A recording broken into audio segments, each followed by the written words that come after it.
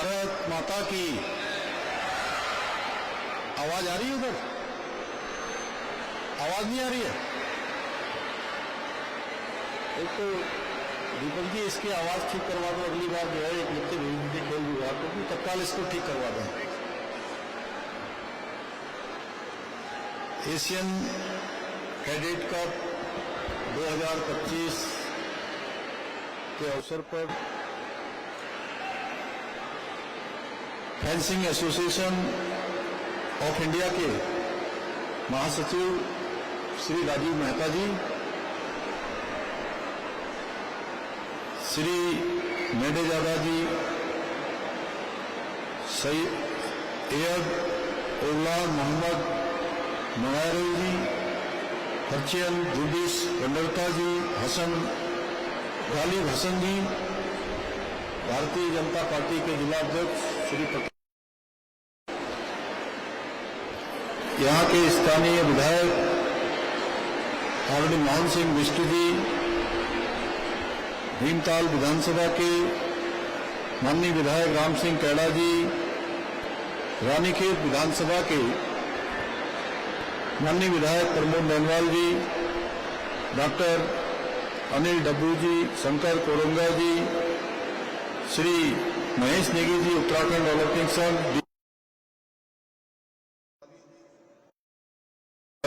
जी, जिला पंचायत अध्यक्ष सुरजीत सिंह जी, मंजीत सिंह जी, आयुक्त कुमाऊं मंडल श्री दीपक रावत जी, डीएम नैनीताल वंदना सिंह जी एवं यहाँ पर उपस्थित हमारे सभी आए हुए सभी अतिथिगण और विभिन्न खेल संघों से आए हुए सभी हमारे प्रतिनिधिगण, सभी कोच, सभी अतिथिगण और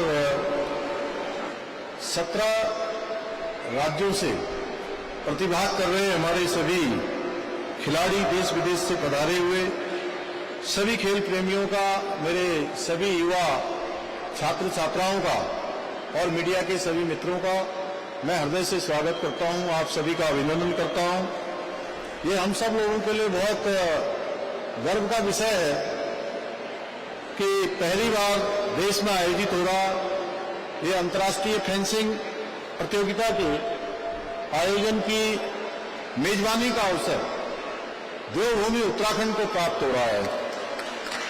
मैं इस प्रतियोगिता के सफल आयोजन के लिए fencing association of India Shri Rajeev Mehta ji और खेल विभाग के पूरी टीम को हृदय से बधाई देता हूं।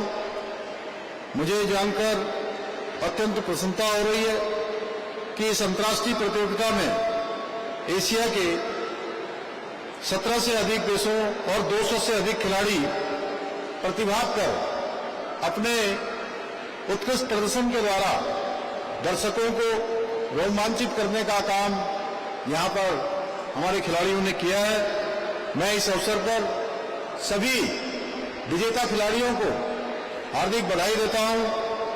साथ ही आशा करता हूं कि जो खिलाड़ी जीत से कुछ कदम दूर रह गए हैं वो भी अपनी खेल क्षमताओं में सुधार लाने के लिए इसे एक अवसर के रूप में देखें।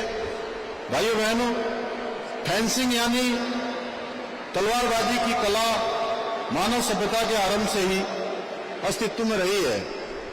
प्राचीन भारत में शस्त्र और शास्त्र दोनों के एक ज्ञान की पूर्ण शिक्षा से माना जाता था और प्राचीन काल में शस्त्र शिक्षा, शस्त्र विद्या हमारी शिक्षा का अनिवार्य भाग हुआ करती थी। हमारे गुरुकुलों में युवाओं को वेद, पुराण और शास्त्रों का अध्ययन ही नहीं कराया जाता था, बल्कि आत्मरक्षा के लिए और समाज की रक्षा हेतु उन्हें तलवार चलाने, गदा एवं धनुष बाण चलाने और युद्ध कला का प्रशिक्षण भी दिया जाता था। प्रभु श्री राम और उनके अनुज भाइयों ने गुरुकुल में न केवल शास्त्रों का ज्ञान प्राप्त किया, बल्कि शास्त्रों के संचालन और युद्ध कला का भी कठिन प्रशिक्षण प्राप्त किया। वहीं महाभारत में कौरव पांडव दोनों ने ही गुरुकुल में धर्म, नीति और के साथ साथ धनुर्विद्या, गदा युद्ध, तलवारबाजी और विभिन्न युद्ध कलाओं का प्रशिक्षण प्राप्त किया। ऐसे ही हमारे इतिहास में यदि मैं बात करूं, महाराणा प्रताप, छत्रपति शिवाजी महाराज, गुरु गोविंद सिंह जी, रणजीत सिंह जी, श्री झांसी की रानी लक्ष्मीबाई जैसे अनेक महान योद्धाओं का उल्लेख मिलता है जो तलवारबाजी में अद्वितीय कौशल, अनुभव, वीरता के लिए सदैव स्मरण किए जाते हैं। चाहे पंजाब में सिख परंपरा में गतका हो, केरल में कलारी पट्टू हो, या फिर उत्तराखंड, राजस्थान या देश के अन्य क्षेत्रों में तलवारबाजी और शस्त्र विद्या की गौरवशाली परंपरा हो, आज भी हमारे देश की विविध संस्कृतियों में विभिन्न शास्त्र विद्याओं का बहुत महत्व है। परंतु आधुनिक भारत में फेंसिंग खेल की शुरुआत काफी देर से हुई। अन्य खेलों की तुलना में फेंसिंग को उतना प्रोत्साहन नहीं मिल पाया, लेकिन कुछ वर्षों में फेंसिंग ने तेजी से लोकप्रियता हासिल की है। अर्जुन अवार्ड से सम्मानित भवानी देवी के राष्ट्रमंडल खेलों और एशियाई खेलों में मेडल के बाद अब युवाओं का रुझान फेंसिंग की तरफ तेजी से बढ़ा है। आज हमारे युवा न केवल इस खेल में राष्ट्रीय स्तर पर उत्कृष्ट प्रदर्शन कर रहे हैं, बल्कि अंतर्राष्ट्रीय मंचों पर भी देश का नाम रोशन कर रहे हैं। आज जिस प्रकार शूटिंग, आर्चरी और जेवलिन थ्रो जैसा खेलों में पूरे विश्व में भारत का परचम लहराता है, मुझे विश्वास है आने वाले समय में फेंसिंग में भी हमारे युवा उत्कृष्ट प्रदर्शन करके हमारे देश का नाम रोशन करेंगे, एक कीर्तिमान स्थापित करेंगे। भाइयों बहनों, आदरणीय प्रधानमंत्री श्री नरेंद्र मोदी जी ने खेलो इंडिया और फिट इंडिया मूवमेंट जैसे कार्यक्रमों के माध्यम से देश में खेल संस्कृति को प्रोत्साहित करने का निरंतर कार्य किया जा रहा है। आज आदरणीय प्रधानमंत्री जी के कुशल नेतृत्व में भारत खेलों के क्षेत्र में भी नित नई ऊंचाइयों को छू रहा है और वैश्विक मंचों पर भी अपनी एक विशिष्ट पहचान बना रहा है। उनके मार्गदर्शन में ही हमारी सरकार प्रदेश में भी खेल संस्कृति को बढ़ावा देने और खिलाड़ियों को प्रोत्साहित करने के लिए निरंतर कार्य कर रही है। इसी वर्ष हमारे राज्य में हुई 38वें राष्ट्रीय खेलों के भव्य एवं सफल आयोजन ने उत्तराखंड को देवभूमि के साथ साथ खेल भूमि के रूप में स्थापित करने का मार्ग भी प्रशस्त किया है। इन खेलों में उत्तराखंड के खिलाड़ियों ने 103 पदक प्राप्त किए और 7वां स्थान प्राप्त करके एक नया इतिहास बनाने का काम किया। हमने राज्य में 517 करोड़ रुपए की लागत से विश्व स्तरीय इंफ्रास्ट्रक्चर विकसित करने का प्रयास किया है।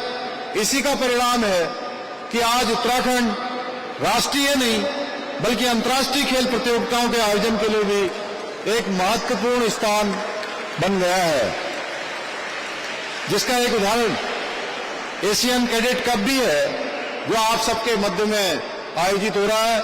यही नहीं, हमारी सरकार राज्य में शीघ्र ही स्पोर्ट्स लेगेसी प्लान को भी लागू करने जा रही है, जिसके अंतर्गत प्रदेश के 8 शहरों में 23 खेल अकादमियों की स्थापना की जाएगी।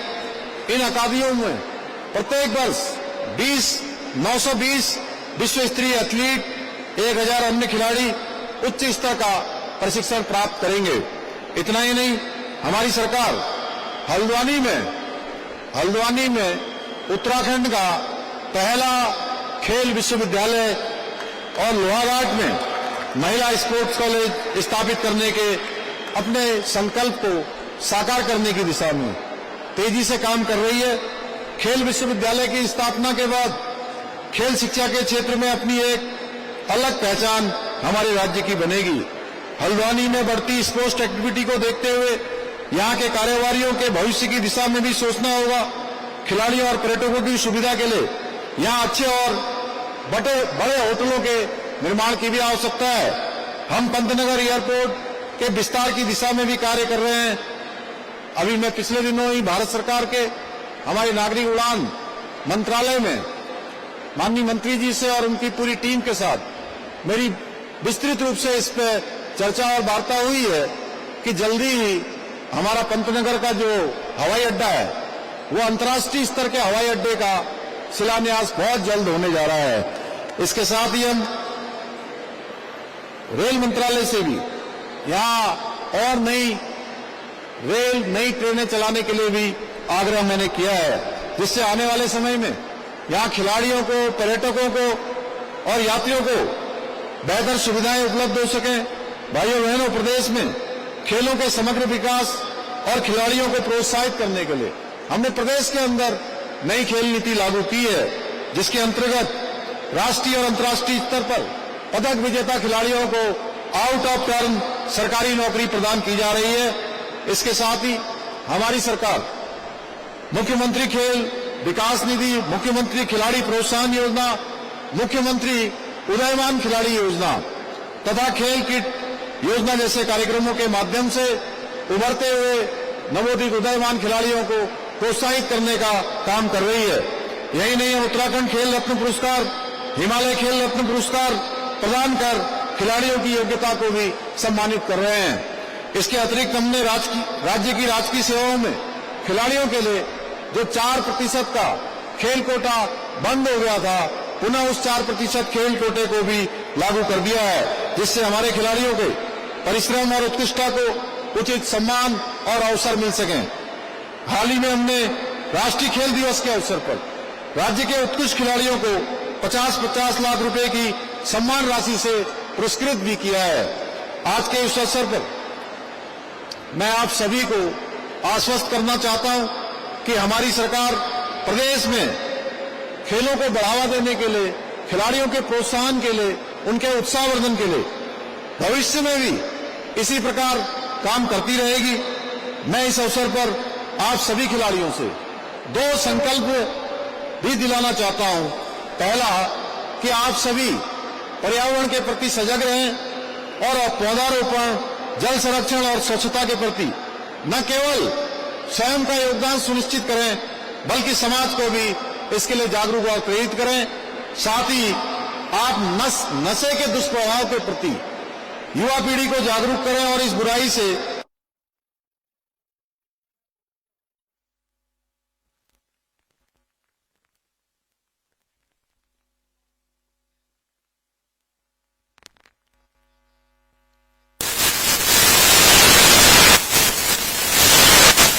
से, परिश्रम से और सकारात्मक सोच से न केवल खेलों में ऊंचाइयां हासिल करेंगे, बल्कि समाज के समक्ष भी एक आदर्श प्रस्तुत करेंगे तथा उत्तराखंड को सभी क्षेत्रों में सर्वश्रेष्ठ राज्य बनाने के हमारे विकल्प रहित संकल्प को पूरा करने में अपना योगदान देंगे। इसी विश्वास के साथ इस महत्वपूर्ण आयोजन में शामिल हुए सभी खिलाड़ियों, प्रशिक्षकों, आयोजकों और खेल प्रेमियों को हृदय से बधाई देते हुए, आप सबको शुभकामनाएं देते हुए मैं अपनी बात को समाप्त करता हूं। धन्यवाद।